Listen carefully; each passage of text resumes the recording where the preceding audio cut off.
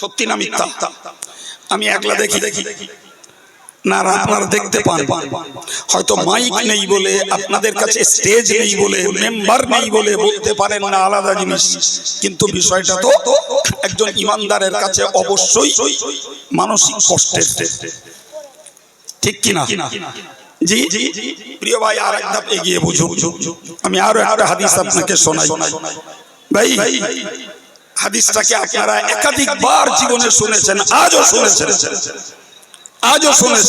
মান ক্বারা আল কোরআন ফাস্তাযহারাহু ফাহাল্লা হালালাহু ওয়া হারামা হারামা।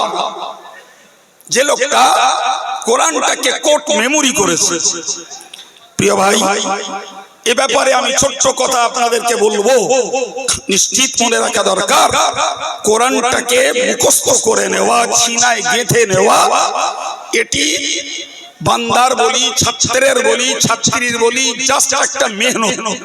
তা না হলে কোরআন সিনায় গেঁথে নেওয়া এটি আল্লাহ পাকের নিয়ামত। কথা বলে কি বলেছি? আল্লাহ ছোট্ট তথ্যের ভিতর দিয়ে আমার কথাটা বুঝে ফেলুন। ভাই, হযরত ইমাম মুহাম্মদ রাহিমাহুল্লাহ, যিনি ইমাম আবু হানিফা রাহিমাহুল্লাহর শাগির্দ, প্রিয় ভাই, তো কোন একদিন পড়াতে পড়াতে একটা আয়াত পাকের কথা উনি বললেন। ওস্তাদ নোমান ইবনে সাবিত, ইমামে আযম আবু হানিফা রাহিমাহুল্লাহ, তো ওটাকে জিজ্ঞাসা করলেন ইমাম মুহাম্মদকে। তো ইমাম মুহাম্মদ বললেন, হুজুর আমি হাফেজ নই। তো ওস্তাদ বললেন, বাবা, এই হাদিস পড়তে গেলে এবং হাদিসকে নিয়ে রিসার্চ করতে গেলে, ফিকহকে নিয়ে রিসার্চ করতে গেলে হাফেজে কোরআন হলে ভালো হয়। আর ওটা সঠিক। এরপর থেকে 1 2 3 4 5 6 7 দিন উনি দর্শে অনুপস্থিত, ক্লাসে নেই, অ্যাবসেন্ট করছে। 8 দিনের মাথায় উনি এলেন। হযরত ইমাম আযম হুজুর জিজ্ঞেস করলেন, বাবা তুমি গত 1 সপ্তাহ কাল ক্লাসে আসোনি কেন? হযরত ইমাম মুহাম্মদ বললেন, হুজুর আমি কোরআন শরীফ হেফজ করছি। কি করছিলেন? ওই যে ওস্তাদ আক্ষেপ করেছেন যে কোরআন হেফজ করলে হাদিস পড়তে, ফিকহ চর্চা করতে ভালো হয়, সুবিধা হয়, তিনি বললেন আমি কোরআন হেফজ করছিলাম। হযরত ইমাম আযম হুজুর ধারণা করেছেন তো 1 সপ্তাহ আর কতটা হতে পারে, অল্প কিছু করতে পারে।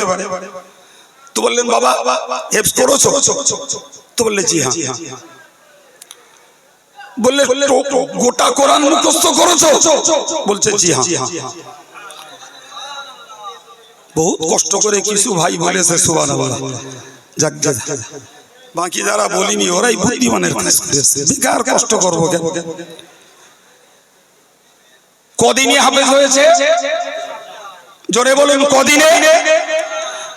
আপনি কত ব্রেন দেখাবেন যে ব্রেন 1 সপ্তাহে গোটা কোরআনকে কণ্ঠস্থ করবে? জানা আছে, নলেজ আছে আমাদের, কিন্তু ইতিহাসের রেকর্ড ইমাম মুহাম্মদ রাহিমাহুল্লাহ 1 সপ্তাহে গোটা কোরআনকে মুখস্থ করেছে। এবার আপনি বলুন, এটা কি শুধু বান্দার চেষ্টা, বান্দার মেহনত, না আল্লাহর নিয়ামত? যার প্রকৃষ্ট প্রমাণ পাই আমরা কোরআন থেকে। যখন জিবরিল আমিন রাসূলের কাছে কোরআন পড়তেন, তো রাসূল চিন্তা করেছিলেন, এটা এ কোরআন তো শুধু আমার মুখস্থ করার জন্য নয়, আমার শোনার জন্য নয়, এ কোরআন তো আমাকে বিশ্ব মানবের দরবারে প্রচার করতে হবে। তাই জিবরাইলও পড়তেন, রাসূলও পড়তেন। আমার আল্লাহ ডাইরেক্ট নিষেধ করে দিলেন, লা তুহাররিক বিহি লিসানাকা লিতাহজালা বিহি। ওগো নবী, তুমি ব্যস্ততার সঙ্গে কোরআনকে কণ্ঠস্থ করবে বলে তুমি পড়তে চেষ্টা করো না, তোমার জবানকে আন্দোলিত করো না। ইন্না আলাইনা জামাহু ওয়া কুরআনা, ফাইযা করানাহু ফাত্তাবি কুরআনা, আমার নির্দেশে জিবরাইল যখন পড়ে তুমি কেবলমাত্র আদব, বিনয়, নম্রতা বজায় রেখে ওইটাকে মনোযোগের সঙ্গে শোনো। পরবর্তীকালে তোমার সিনায় কোরআন গেঁথে দেওয়া আর ওই কোরআনকে রিসিটেশন নতুন করে আবৃত্তি করানোর দায়িত্ব আমার। রাসূল নীরব, জিবরাইল পড়েন, রাসূল শোনেন। যখনই সাহাবায়ে কেরামদের মাঝে, উম্মতের মাঝে রাসূলুল্লাহ ব্যক্ত করতে ইচ্ছা করেছেন, আলহামদুলিল্লাহ স্বাভাবিকভাবে মুখস্থ করার মতো রাসূলের জবান থেকে কোরআন তেলাওয়াত চলে এসেছে। এটা কার দান? জোরে বলেন কার দান? সম্মানিত ভাইরা আমার, মনে রাখার দরকার। ভাই, আমি এই কথাটা কখনো বলেছি, আমার মনে পড়ছে ভাই, সেটি হলো এটাই, বিশ্বাস করুন এই ঈমান আনা সহজ, ঈমান রক্ষা করা বড় কঠিন। দেশটাকে রক্ত দিয়ে স্বাধীন করেছে, তারপরেও বলবো স্বাধীনতা অর্জন করা যত সহজ, স্বাধীনতা রক্ষা করা আর দেশের নাগরিককে স্বাধীনতা ভোগ করতে দেওয়া বড় কঠিন। আমি একটি ইসলামের পক্ষে ধর্মীয় কথা বলেছি যে ঈমান আনা সহজ, রক্ষা করা কঠিন। আর একটি রাষ্ট্রীয় কথা বলেছি, দেশ স্বাধীন করা সহজ, স্বাধীনতা রক্ষা করা আর ভোগ করতে দেওয়া বড় কঠিন। আমরাই তার প্রকৃষ্ট প্রমাণ। আমার দেশ স্বাধীন হয়েছে, বুকে হাত দিয়ে বলবেন ভারতবর্ষের নাগরিক হিসাবে স্বাধীনতা আমরা ভোগ করতে পারি বলে মনে হয় 16 না। ঠিক ততই বছর মনে রাখা দরকার, হাফেজে কোরআন আল্লাহর নিয়ামতে হওয়া সহজ, কিন্তু আমৃত্যু ওই কোরআনটাকে রক্ষা করা বড় কঠিন, প্রচুর কঠিন। কারণ সবচেয়ে ভয়ঙ্কর দিক হলো মানুষ যত পাপ করে তার ব্রেনের ঝিল্লিতে এক প্রকার স্পট পড়ে যায়, ফলে স্মৃতিশক্তি কমে আসে। যে পড়াটা 11 বছর 12 বছরের একটা বাচ্চা ছেলে 1 ঘন্টায় মুখস্থ করে ফেলেছে, ওই পড়াটা যদি একটা প্রবীণ মানুষকে দেওয়া হয় ভাই 1 মাসও সম্ভব কিনা সন্দেহ আছে। কত লোকে আমাদের কাছে দোয়া চাইলো, তার আত্মবিশ্বাস আমরা ফু দিলেই যে ব্রেন খুলে যাবে এরও নিশ্চয়তা নেই, কিন্তু আত্মবিশ্বাসে দোয়া চাই, হুজুর একটু কোরআন পড়া শিখতে চাচ্ছে, মোটে মনে থাকতেছে, একটু ফুঁদে দেন। কথা শুনতে পাচ্ছেন কি? আচ্ছা, ফু দিলে ব্রেন ভালো হয়ে যাবে? জি, শুধু একটা ভক্তি, একটা মহব্বত, একটা আত্মবিশ্বাস যে মৌলানা সাহেব হুজুর ফু দিলে কোরআন পড়ে ফু দেবে যদি আল্লাহর রহমত হয়। জি, কিন্তু বাবু এটা তো একবার ভাবতে হবে যে এই পরিণত বয়সে স্মৃতিশক্তি লোপ পাওয়ার পিছনে কারণ কি? কারণ তো অন্য। ভাই, জীবনে যত গুনাহ করা হয়েছে এরই চিহ্ন তো ওই স্মৃতির উপরে পড়েছে। ও তো ফু দিলে হবে না বাবা, ফু দেওয়ার আগে পাপের কাজ ছাড়তে হবে, আর যেগুলো করা হয়েছে ওগুলোর জন্য কান্না করে তওবা করতে হবে। তাহলে মনে হয় কোন হুজুরের ফু ছাড়াই স্মৃতিশক্তি বেড়ে যাবে। কিছু বুঝতে পারছেন কথা? আমি একটা তথ্য দিয়ে আপনাকে কথাটা মজবুত করছি।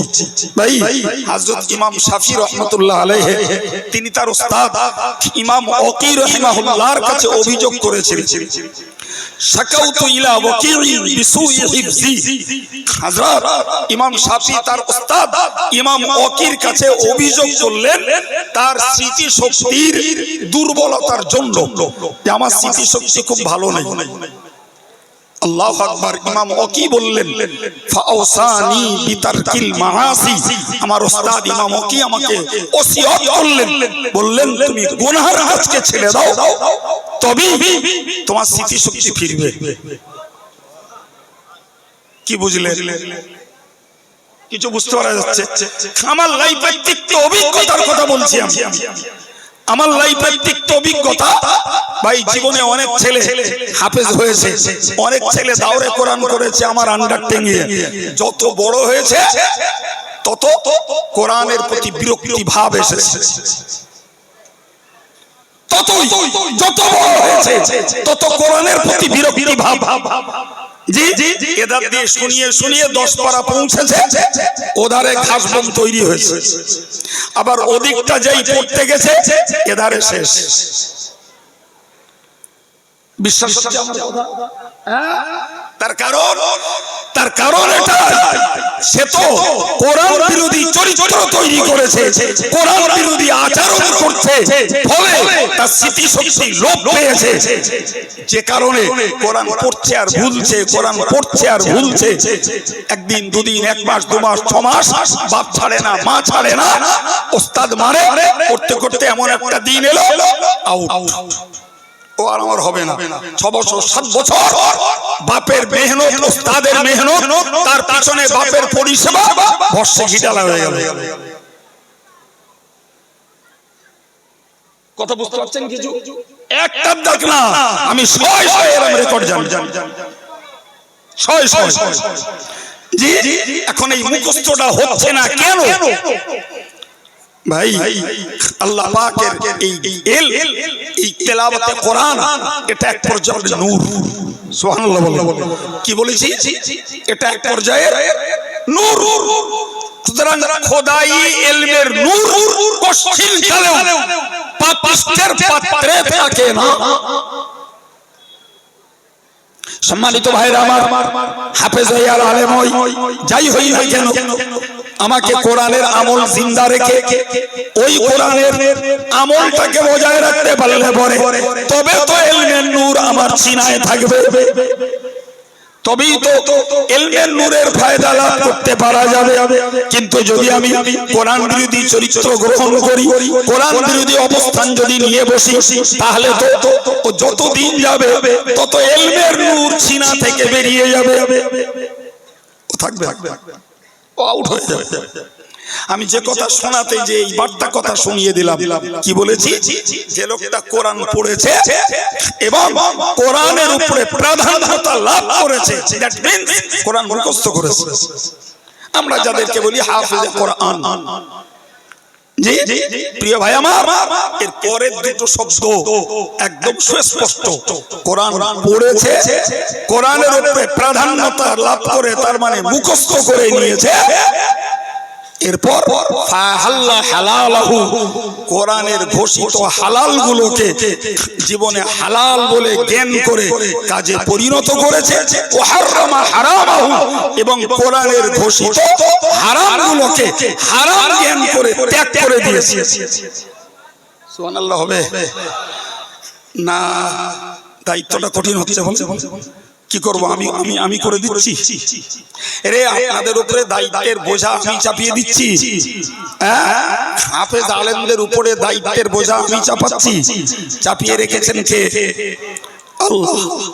কোরআন পড়ো, মুখস্থ করো, কোরআনের হালাল গুলোকে হালাল জ্ঞান করো, কোরআনের হারাম গুলোকে হারাম জ্ঞান করে ত্যাগ করো। এরপর তোমার জন্য স্পেশাল কি? আদখালাহুল্লাহুল জান্নাহ। নাম্বার 1, তোমাকে আল্লাহ জান্নাত বানিয়ে দেবে, জান্নাতি বানিয়ে দেবে। আরেকটু জোরে বলে, আরেকটু জোরে বলে। এখন সেই আমার গোড়ার কথা মনে রাখুন, একজন কোরআন মুখস্থও করেনি, পড়তেও পারে না, কিন্তু ওয়াজ শুনে শুনে আলহামদুলিল্লাহ মানুষটা চলনসই কেরাতটুকু যে কোনো ভাবে সহি শুদ্ধ করে নামাজ পড়ে, বাকি ইসলামের যাবতীয় আমলগুলো মানুষটা করে এবং পাপ আচরণটাকে মানুষটা ত্যাগ করে চলে। ভাই আমার, তাহলে ওই লোকটাও জান্নাতে যাওয়ার উপযুক্ত, ওই লোকটাও জান্নাতে যাওয়ার উপযুক্ত। এরপর হাফেজের জন্য যে স্পেশাল রিওয়ার্ড, হাফেজের জন্য বিশেষ পুরস্কার হলো ওয়াসাফাহু আশরাম মিন আহলি বাইতিহি কুল্লুহুম ক্বাদ ওয়াজাবাত লাহুন নার। হাফেজের স্পেশাল রিওয়ার্ড, হাফেজের জন্য খাস পুরস্কার যে তুমি শুধু একলা জান্নাতে যাবে না, তোমার পরিবারের অবধারিত 10 জন জাহান্নামীর জন্য তুমি সুপারিশ করতে পারবে। এই অথরিটি, এই পাওয়ার আল্লাহ তোমাকে দিয়েছে।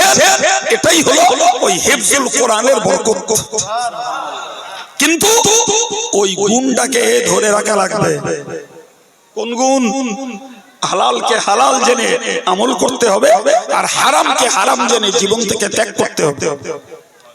তবেই ওই গুণটা আম মানুষ, সাধারণ হাফেজ মানুষ, আলেম মানুষ, হাজী সাহেব মানুষ, মহিলা মানুষ, যিনি ওই গুণের অধিকারিণী হবেন তার জন্য জান্নাত। আর হাফেজ হওয়ার পরে ওই গুণটা ধরে রাখবেন, তার জন্য স্পেশালিটি, তাকে তাকিয়ে দেবেন এই পাওয়ার, তুমি তোমার পরিবারের 10 জন অবধারিত জাহান্নামীকে জান্নাতে নিয়ে যাও।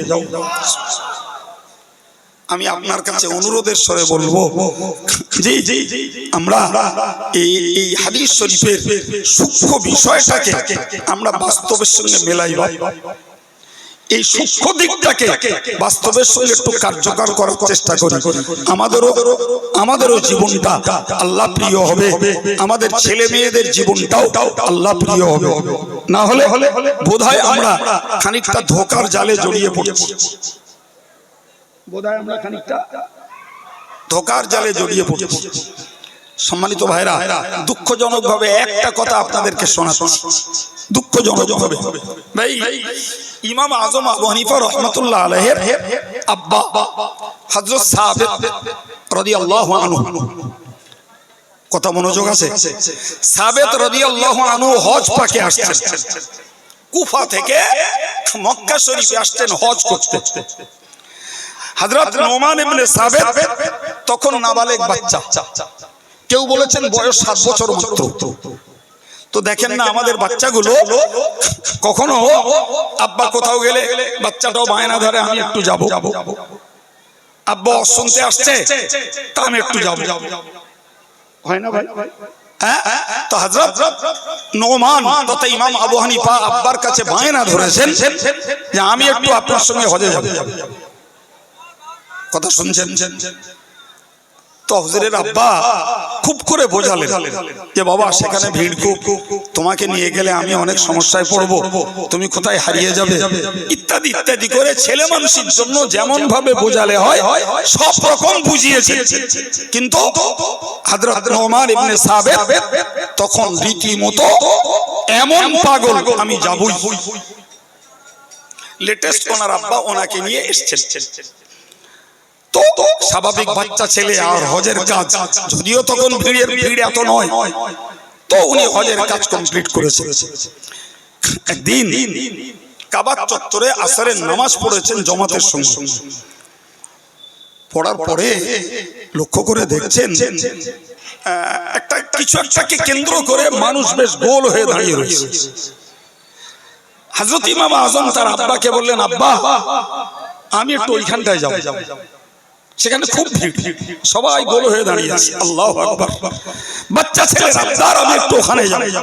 তিনি বললেন, বাবা ওখানে ভিড়, আমি তোমাকে কি করে নিয়ে যাব ওখানে? বলে আমাকে একটু নিয়ে যাওয়াই লাগবে। জি হযরত ইমাম আজম আবু হানিফার আব্বা হুজুরকে নিয়ে গুটি গুটি পায়ে গেলেন, সামনে বাচ্চাটাকে দিয়ে এগিয়ে গেলেন। এগিয়ে যেয়ে দেখছেন আল্লাহু আকবার, একজন মানুষ বসে আছেন, তার দাড়ি গোঁফ চুল সব পেকে ধপধপ করছে, চেহারা থেকে নূর উঠছে।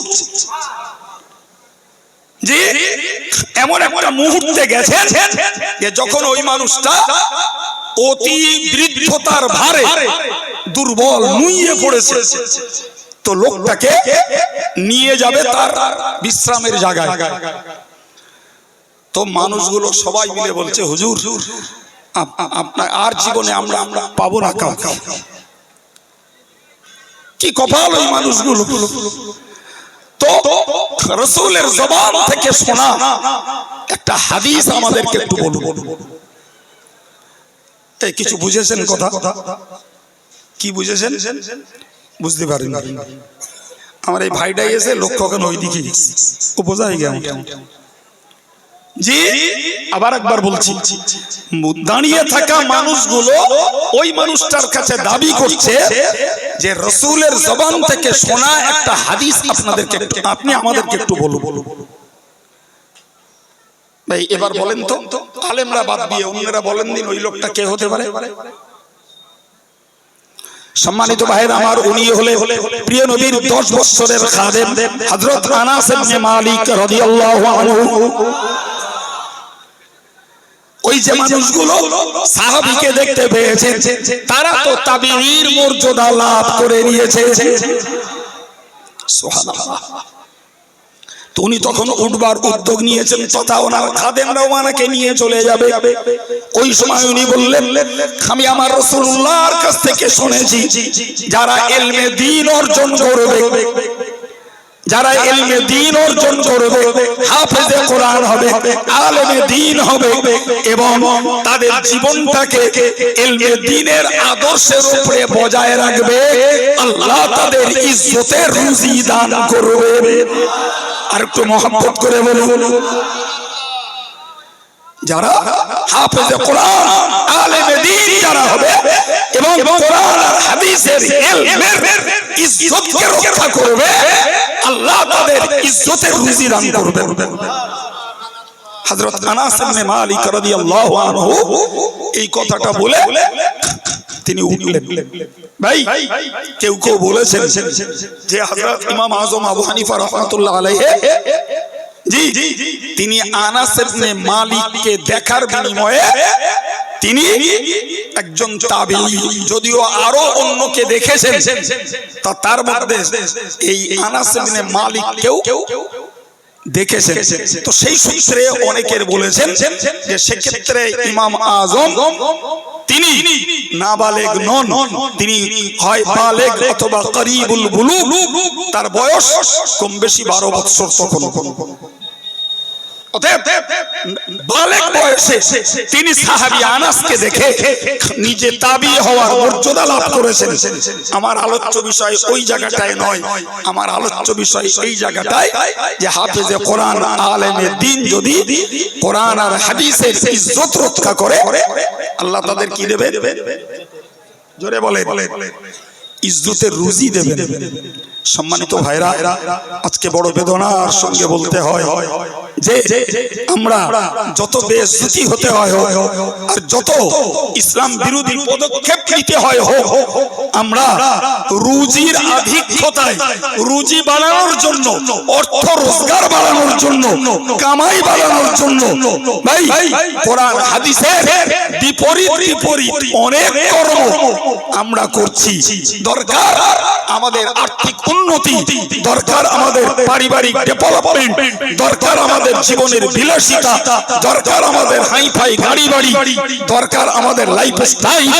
এর জন্য কোরআনকে বেইজ্জতি করে কোরআন বিরোধী রোজগার করার পথে এক শ্রেণীর ভেখারি আলেম হাফেজ আর এই টাইপের ধর্মীয় ব্যক্তি যেমন, সাধারণ ব্যক্তিও তেমন। এবার বলেন, ইলমে দ্বীন আর ইলমে কোরআনের ইজ্জত আমরা এজ এ মুসলিম, মুসলমান হিসাবে সবাই রক্ষা করতে পারছি বলে মনে হয়? অথচ নবী বলেছেন, যারা কোরআন এবং হাদিসের তথা ইলমে দ্বীনের ইজ্জত রক্ষা করবে, আল্লাহ তাদের ইজ্জতের রুজি সহজ করে দেবেন। ফলে আমাদেরকে মনে রাখতে হবে যে আমার ইলমে দ্বীন যেন দুনিয়া লোটার জন্য না হয়, আমার ইলমে দ্বীন যেন আমার অর্থ কামাইয়ের জন্য না হয়, আমার ইলমে দ্বীন যেন পার্থিব জীবনের সুখ আর বিলাসিতার জন্য না হয়।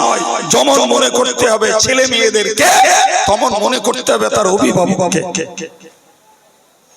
প্রিয় নবী বলেছেন, অতাআল্লামা লিগাইরিদ দ্বীন, জি কিয়ামতের পূর্বে যতগুলি কারণে খোদার গজব আসবে, তার মধ্যে একটি হলো যে মানুষ ধর্মের উদ্দেশ্য ছাড়া অন্য উদ্দেশ্যে দ্বীনের ইলম অর্জন করবে। কি করবে? এই কথা বলবেন না। কেউ কারোর চিন্তা চাকরি করবে, কারোর চিন্তা ইমামতি করবে, কারোর চিন্তা তদবির করবে, কারোর চিন্তা ওয়াজ করবে, জি কারোর চিন্তা। ভাই আপনি বলবেন, হুজুর ওই চিন্তাটা তো আমারও থাকতে পারে। ভাই বিশ্বাস করুন, সত্য যেটা, আমি একলার জন্য বলছি না, ওই পিরিয়ডে না এই জাতীয় চিন্তা ভাবনা করার মতন হুঁশ বুদ্ধি ছাত্রদের ছিল না। এখন এখন যেটা এসছে লাইভের মাধ্যমে, ইউটিউবের মাধ্যমে, বিভিন্ন প্রোগ্রামের মাধ্যমে মানুষের ভিতরে তৈরি হয়েছে দ্বীনের সঙ্গে একটা পার্থিব লোভ। বিশ্বাস হচ্ছে আমার কথা? জি, প্রচুর বাপেরা মেয়েদেরকে পড়তে দিচ্ছে, মেয়ে কামাই করুক, পড়া ভালো না করুক, রেজাল্ট তার খারাপ, কিন্তু কন্যাশ্রীটা চাই, রূপশ্রীটা চাই, মাইনরিটি টাকাটা চাই। কথা বলছেন না কেন? উদ্দেশ্যটা কি? উদ্দেশ্যটা কি আছে না নাই? ভাইরে, এরকম অনেক প্রতিষ্ঠানের গোলামি করে অভিজ্ঞতা আমার ভালোই হয়েছে, যে আমার ছেলেটা মেয়েটা হাফেজা হোক, আলেমা হোক, হাফেজ হোক, আলেম হোক, আল্লাহকে চিনুক, রসুলকে চিনুক, ইসলামকে জিন্দা করুক, নিজে আমল করুক এবং পরিবারটাকে ইসলামের পক্ষে গড়ে তুলুক। সে যে সমাজে বাস করবে সেই সমাজটাকে ইসলামের পক্ষে গড়ে তুলুক। দুনিয়ায় আল্লাহ যখন পাঠিয়েছেন অবশ্যই ওর জন্য আল্লাহ রুজি নিহিত রেখেই পাঠিয়েছেন। সুতরাং আমার নিয়তের বিভ্রান্তি ঘটাবার কোনো দরকার নাই। ওর রুজি আছে। আমার ছেলে আলেম হোক, মেয়ে আলেমা হোক, আমার ছেলে হাফেজ হোক, মেয়ে হাফেজা হোক, জি, উদ্দেশ্য আল্লাহকে চিনুক, রসুলকে চিনুক, আখিরাতকে চিনুক, পরকালে বাঁচুক, সে বাঁচুক, তার পরিবার বাঁচুক। ভাই, এ নিয়তের ছাত্র ছাত্রীও কম, অভিভাবকও কম। ঝগড়া করছে হুজুরদের সঙ্গে, মেয়ে আমার ক্লাস করুক না করুক, যদি মাইনরিটির টাকা পাওয়া না যায় তখন হুজুরদের বুঝিয়ে দেবো। 100 দিন ক্লাস হয়েছে, মেয়ের প্রেজেন্স 14 দিন। কদিন বললাম? 86 দিন। মার বাচ্চা ঘুম পাড়াচ্ছে, ধান থাকাচ্ছে, মুরগি থাকাচ্ছে, হেল্লা ঝুলে বেড়াচ্ছে, আর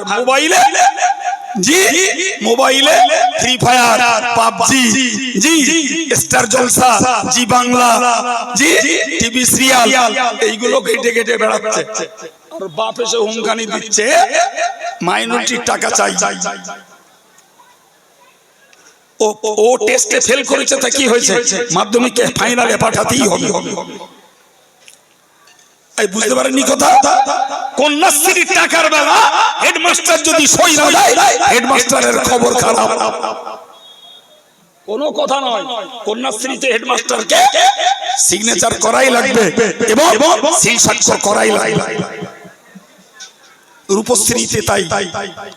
মিড ডে মিলের চালের গন্ডগোল হলি স্কুল তোলপাড় হয়ে যাবে।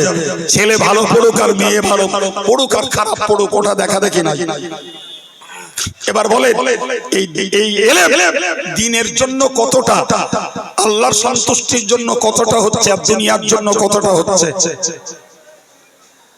এই কথা বুঝতে পারা যাচ্ছে? একটা ঠেসা পরিবেশ।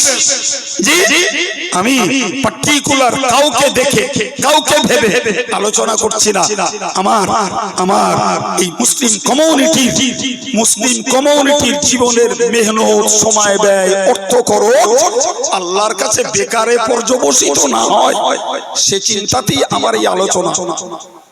আমি সেই গোড়ায় বলেছিলাম হুদাল লিল মুত্তাকি, মনে আছে না? ভুলে গেছেন? এর মধ্যে আমি বলেছিলাম আস-সাইরিনা ইলা তাকওয়া, যারা পরহেজগার হতে চায়, যারা খোদাভীরু হতে চায়, যারা আল্লাহ ওয়ালা হতে চায়, তাদেরকে কোরআন পথ দেখাবে। তাহলে আমি আল্লাহ ওয়ালা হব কিনা সিদ্ধান্ত আমার আগে নিতে হবে। আমি মুত্তাকি হব কিনা আমাকে আগে সিদ্ধান্ত নিতে হবে। আমি পরহেজগার হব কিনা সিদ্ধান্ত নিতে হবে।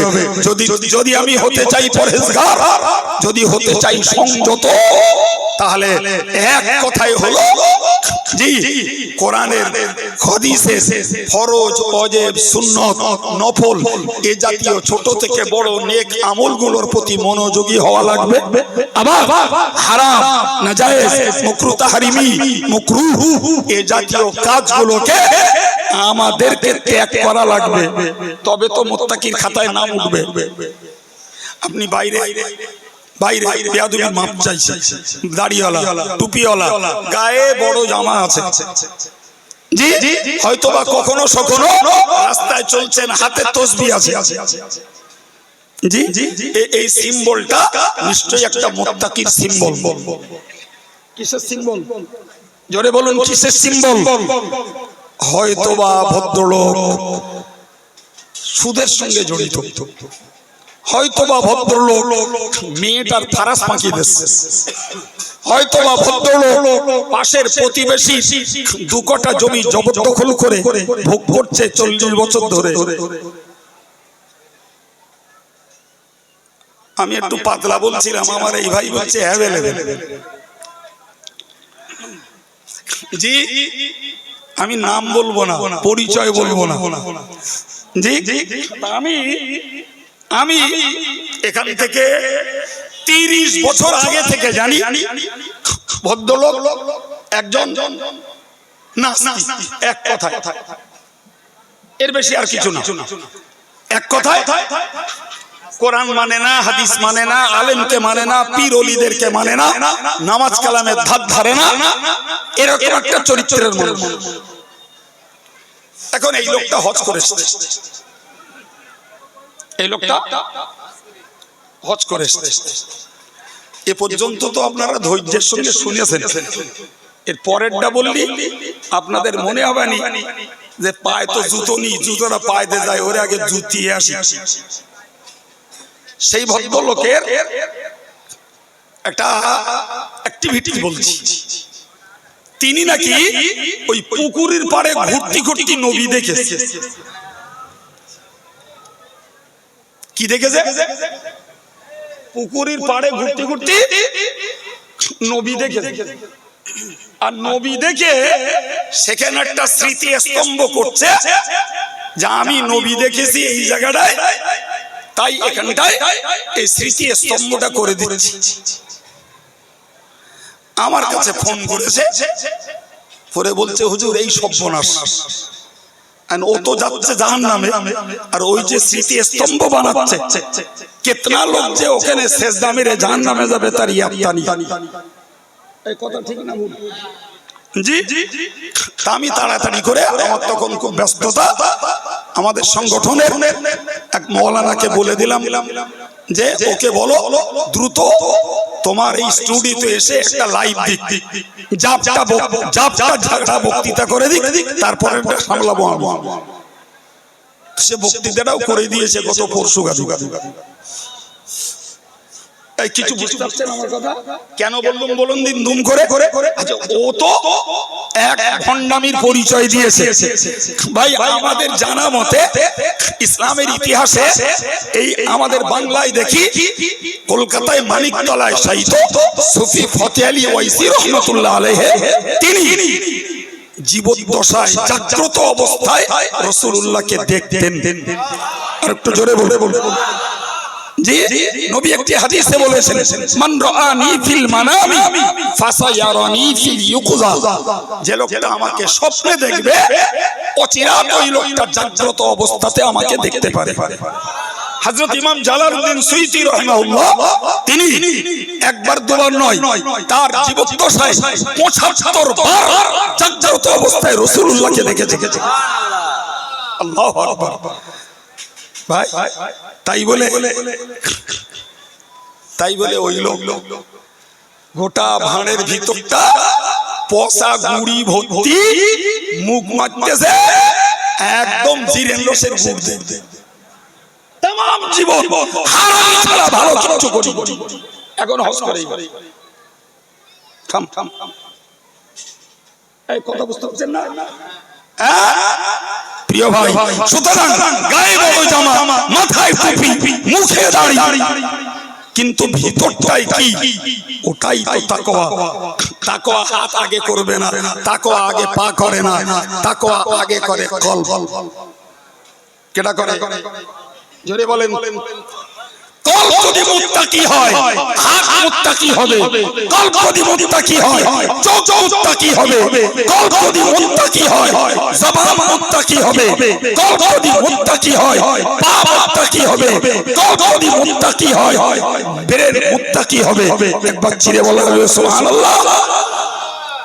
তার মানে কলব যদি হয় আল্লাহ ভীরু, তখন এই অঙ্গগুলোর একটিও কোরআন হাদিসের বাইরে কেউ যাবে না।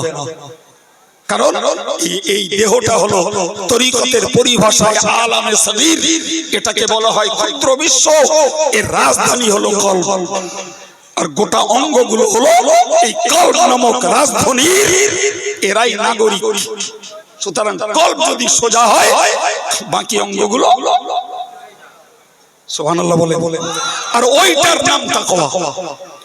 ওই কলবটার ভিতরে খোদা ভীতি তৈরি হওয়ার নামই হলো, জোরে বলেন কি, তাকওয়া। জি, এখানে তাকওয়া হলে এ সব পরেজগার হয়ে যাবে।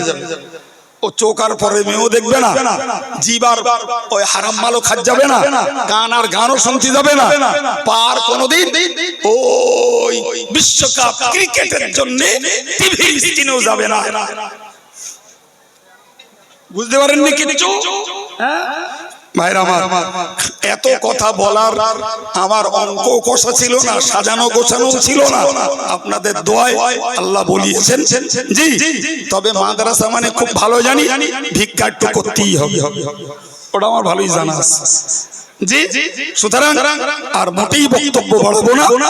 আল্লাহ যে পর্যন্ত বলিয়েছেন কবুল করলে আমার ঘাম ঝরানো কর্তৃপক্ষের আয়োজন, মাদ্রাসার ব্যবস্থাপনা, খিদমত, আপনাদের কষ্ট করে, সময় নষ্ট করে, অর্থ খরচ করে এই মজলিসে মূল্য দেওয়া সকলের জন্য সার্থক হবে। বলুন আল্লাহুম্মা আমিন। আর একটু জোরে বলুন আল্লাহুম্মা আমিন। সম্মানিত ভাইরা, জি, চটজলদি দুটো দাবি করব। ভাই মুশকিল খুব, কিছু ওয়াজ না করলেও মানুষের মন পোষায় না, আবার কিছু দান না চাইলেও মাদ্রাসার কি হক আদায় হয় না। যাই কোন দিন ভাই, তো এই হেফজখানাটা নতুন জায়গায় তৈরি হবে এবং সেখানে আলাদা বিল্ডিং তৈরি হয়ে মেয়েদের থেকে হেফজখানাটা পৃথক করা হবে। তো আমি একেবারেই চটজলদি দাবি করছি, নিশ্চিত আমার জন্য এরা একেবারে ফেলে রাখিনি, আমার বিশ্বাস। আগে আমার মৌলানা মিজানুর রহমান সাহেবকে অনুরোধ, যতটা পেরেছে আল্লাহ যতটা নসিবে রেখেছেন তুলেছেন, তারপরেও দাবি করছি একটু বলবেন 2 গাড়ি বালি লাগবে কাজের জন্য। 2 গাড়ি বালি। এখন সে গাড়ি 5 ফুটে না, 7 ফুটে না, 8 ফুটে, ওটা জানি না বাবা। তো যদি কোনো ভাই আছেন একটু বলবেন আল্লাহ কার কি সঙ্গতি দিয়েছেন। জি, বেশি দরকার নেই, আপনি 5 ফুটে একটা গাড়ির দায়িত্ব নেবেন, কেউ 1 গাড়ি বালি দেবেন। যদি মনে করেন হুজুর অনেক বড় হয়ে যাচ্ছে, তো ভাগ করে দেন, 1 ফুট করে দায়িত্ব নেন। 1 ফুট করে বালি মানে 100 ফুট বালির দায়িত্ব নেন। কে পারবে? শিগগির বলেন। জি, তাড়াতাড়ি বলেন। আমি এর পরেও আরেকটা মাদ্রাসায় সভা করব, একটু বলেন। 1 ফুট বালি